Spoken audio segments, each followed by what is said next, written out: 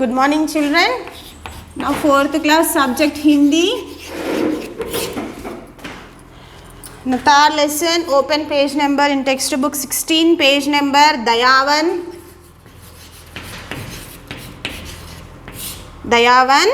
Androcles.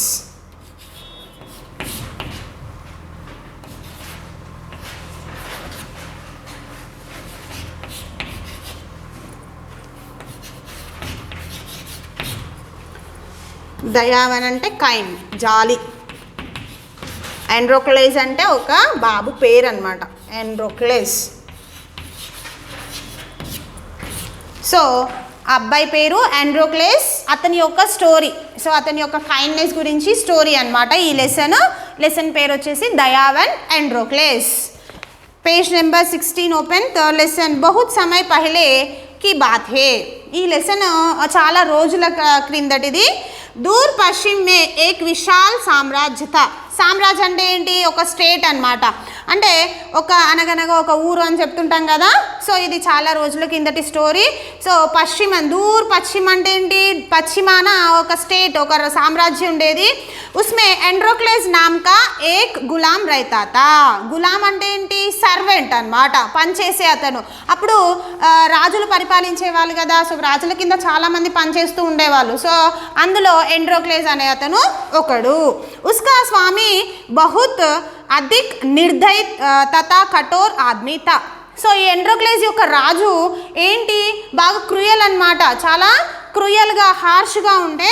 నిర్దయ అంటే ఏంటి? హృదయం లేనటువంటి ఒక వ్యక్తి. వహా ప్రాయ్ ఆండ్రోక్లేస్ పర్ అత్యాచార్ కర్తా రైతాతా. ఎప్పుడు కూడా ఆ ఆండ్రోక్లేస్ని సతాయిస్తూ ఉండేవాడనమాట. ఆండ్రోక్లేస్ ఉస్కే అత్యాచార్ సహసాకర్ తక్ చుగ్తా. అంటే అతని యొక్క పనిష్మెంట్స్ని, అతని యొక్క క్రుయాలిటీని భరించలేక చాలా ఏమంటారు, సహసాకర్ తక్ చుకా, అలసిపోయాడనమాట. అబ్ ఔర్ అధిక్ అత్యాచార్ సహపనా ఉస్కే వశ్ మే నా థా. ఇంకా కూడా అతని యొక్క క్రుయాలిటీని, ఆ రాజు యొక్క క్రుయాలిటీని భరించే శక్తి అనేది ఆండ్రోక్లేస్ కోల్పోయాడు. ఇసిలియే ఉస్నే ఘర్ సే భాగ్ జానే కా ఫైజ్లా కియా. సో అందువల్ల ఆ రాజు యొక్క క్రుయాలిటీని భరించలేక అతడు ఆ ఊరిని, ఆ ఇల్లును వదిలేసి వెళ్ళిపోవాలని నిర్ణయించుకున్నాడు అనమాట. ఏక్ రాత్ మౌకా పాకర్ వహా ఘర్ సే భాగ్ నికల్ ఔర్ జంగల్ మే జాకర్ छिप गया. సో ఒక రోజున రాత్ అంటే ఏంటి? రాత్రిపూట అతను ఇంట్లో నుంచి వెళ్ళిపోయి ఎక్కడికి వెళ్ళాడు? ఒక జంగిల్లోకి వెళ్ళి, అంటే ఫారెస్ట్, జంగల్ అంటే ఫారెస్ట్లోకి వెళ్ళి छिप गया, దాక్కున్నాడు అనమాట. వహా కాఫీ समय तक भोजन तथा आश्रम की तलाश में जंगल से इधर उधर भटकता रहा. అంటే అతను నైట్ నుంచి మార్నింగ్ పొద్దున అయిపోయింది కూడా. కాఫీ సమయం అంటే ఏంటి? పొద్దున. సో ఆ పొద్దున వరకు కూడా అతను ఆ జంగల్ మొత్తం, ఆ ఫారెస్ట్ మొత్తం తిరుగుతూ అటు ఇటు తిరుగుతూ ఉన్నాడు. కానీ అతను నివసించడానికి ఎలాంటి ఆశ్రమం, ఎలాంటి ప్లేస్ కూడా అతనికి దొరకలేదు. అచానక్ ఉస్కే సమయ ఏక్ షేర్ ఆ గయా. ఉస్కే సామ్నే ఏక్ షేర్ ఆ గయా. షేర్ అంటే లయన్. సో అట్లా తిరుగుతూ ఉండగా ఒక సడన్గా ఒక షేర్, ఒక లయన్ అతని దగ్గరికి వచ్చేసింది అనమాట. షేర్కో దేక్కర్ ఆండ్రోక్లేస్ ఘాబ్రా గయా.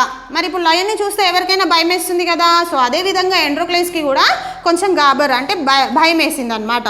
కింటూ షేర్ నాతో ఉస్కే నిఖట్ హీ ఆయా ఔర్ నా హీ ఉస్సే దూర్ భాగా. బస్ వహా దర్ద్ సే చిక్తా రహా. సో కానీ లయన్ని చూసి ఆండ్రోక్లేస్ భయపడ్డాడు. కానీ ఆ లయన్ అనేది ఆండ్రోక్లేస్కి దగ్గరికి రావట్లేదు, ఇంకా దూరంగానే ఉందన్నమాట. ఇప్పుడు లయన్ కూడా ఎవరైనా మనిషిని చూసి తినేస్తుంది కదా, కానీ ఆ లయన్ రావట్లేదు. ఆండ్రోక్లేస్ కే షేర్ కి ఇస్ దశా పర్ ఆశ్చర్య హువా తథా వహా షేర్ కే నికట్ జా పహుచా.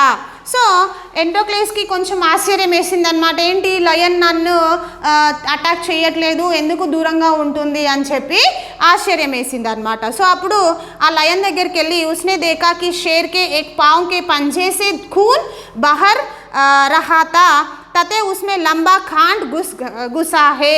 సో అతను ఆ షేర్ దగ్గరికి, ఆ లయన్ దగ్గరికి వెళ్ళి చూసేసరికి ఏమైంది, ఆ లయన్ యొక్క ఒక కాలు, పంజా అంటే ఏంది, ఇట్లా ఉంటుంది కదా పంజా అంటే.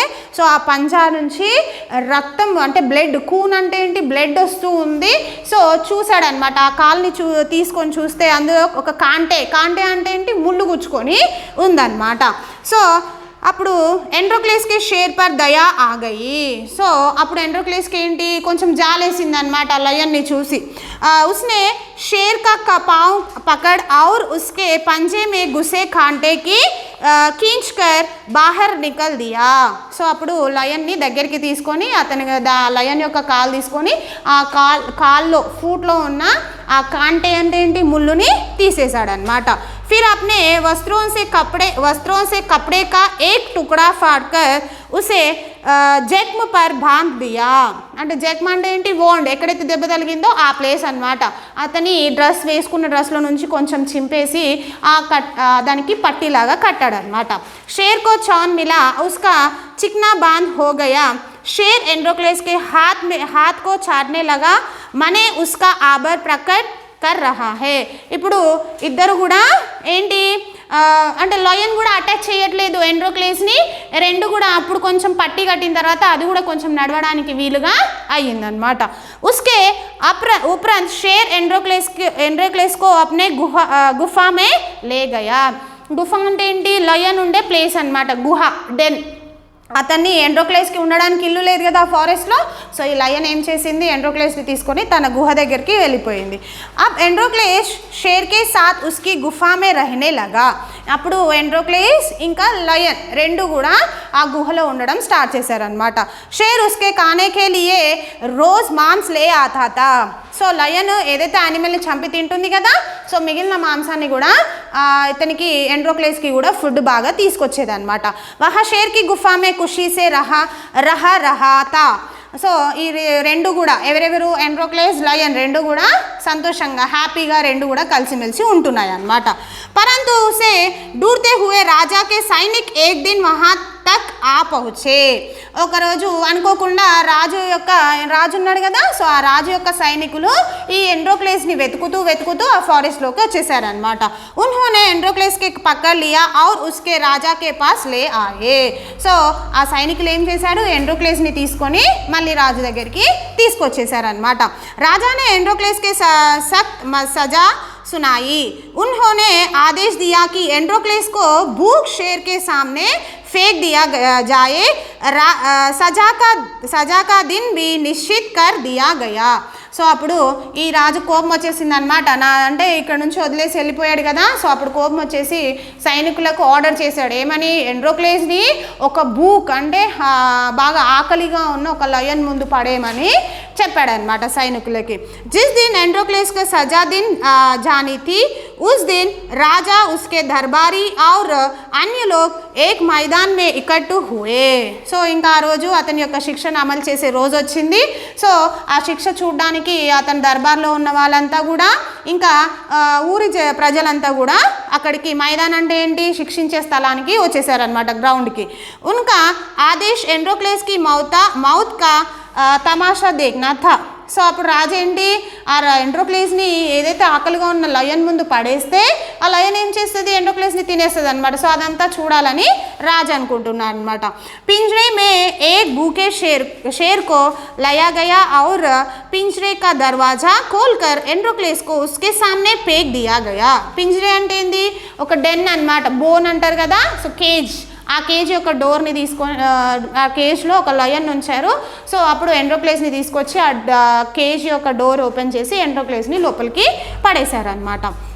నెక్స్ట్, షేర్ దహడతా హుआ पिंजरे से बाहर आया, पर यहाँ क्या, शेर ने तो दहड़ना ही बांध कर दिया.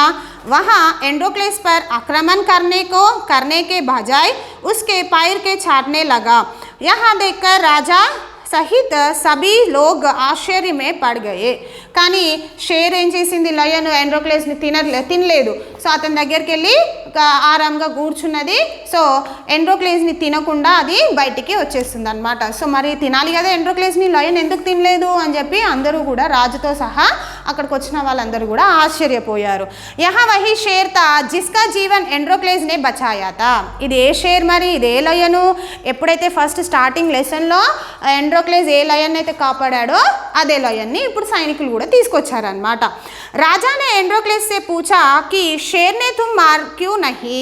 అప్పుడు రాజు వచ్చి ఏమడుగుతున్నాడు ఎండ్రోక్లేస్ని, ఎందుకు నిన్ను లయన్ చంపలేదు అని అడిగాడు అనమాట. సో అప్పుడు ఎండ్రోక్లేస్ ఏం చెప్తున్నాడు, తబ్ ఉస్నే సారీ ఘటన రాజా కో బతా ది.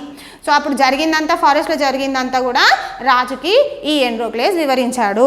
రాజా ఉస్కి దయాలుతా పర్ బహుత్ ప్రసన్న హువా. అతని యొక్క ఎండ్రోక్లేస్ యొక్క కైండ్నెస్కి, జాలికి బాగా మెచ్చుకున్నాడు అనమాట. ఉస్నే తరంతు ఎండ్రోక్లేస్కి రాజా మాఫ్ కర్ది. సో దాని తర్వాత ఈ ఎండ్రోక్లేస్ చేసిన సహాయం వల్ల లయన్ బతికింది కాబట్టి అతని యొక్క కైండ్నెస్కి రాజు మెచ్చుకొని ఎండ్రోక్లేస్ని క్షమించి వదిలేస్తారనమాట.